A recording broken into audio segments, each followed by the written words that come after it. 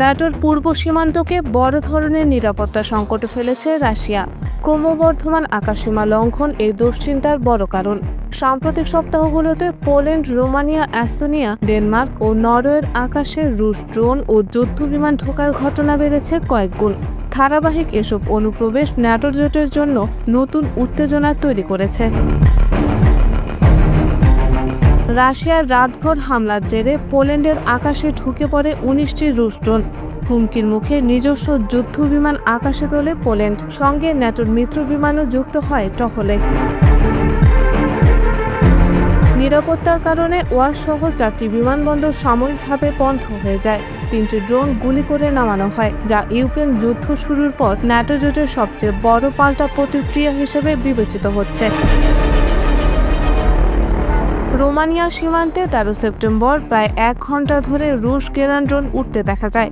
যদিও ড্রোনটি বসতি এলাকায় ঢোকেনি, দেশটির প্রতিরক্ষা মন্ত্রণালয় ঘটনাটিকে ইউক্রেন যুদ্ধের নতুন বার্তা হিসেবে দেখছে। জেলেনস্কির ভাষায় এটি যুদ্ধের বিস্তার স্পষ্ট করে।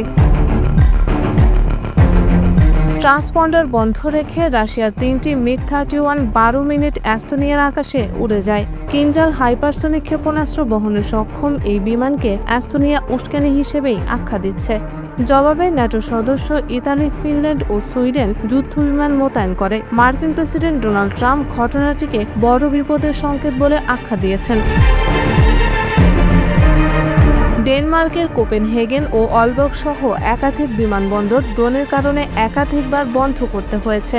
ডেনিশ প্রতিরক্ষামন্ত্রী এই ঘটনাকে হাইব্রিড আক্রমণ বলে বর্ণনা করেন। নরওয়ের অস্লো বিমানবন্দরও কয়েক ঘন্টা বন্ধ রাখা হয় ড্রোনের আতঙ্কে। ডেনমার্কের F-16 ও F-35 ঘাঁটির কাছে এই ড্রোনগুলো ঘোরাফেরা করায় নিরাপত্তার জোরদার করা হয়।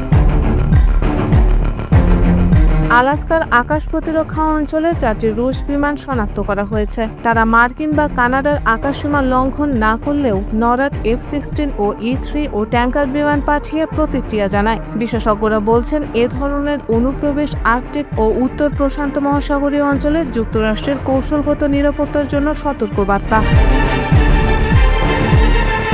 ব্রিটিশ যুদ্ধবিমান পোল্যান্ডের আকাশে ন্যাটোর প্রতিরক্ষা মিশনে অংশ নিয়েছে। প্রতিরক্ষামন্ত্রী এটিকে ন্যাটোর আকাশ সীমা রক্ষার স্পষ্ট বার্তা হিসেবে দেখছেন। পররাষ্ট্রমন্ত্রী জাতিসংঘে সতর্ক করেন, কোনো অনুপ্রবেশ হলে মস্কোকেই তার দায় নিতে হবে। বিশেষজ্ঞরা মনে করছেন, রাশিয়ার উস্কানি ন্যাটো জোটের সংহতিকে চ্যালেঞ্জ করছে। জেলেনস্কি দাবি করছেন, রাশিয়ার এমন পদক্ষেপ শুধু ইউক্রেনের জন্য নয়, পুরো ইউরোপের জন্যই হুমকি।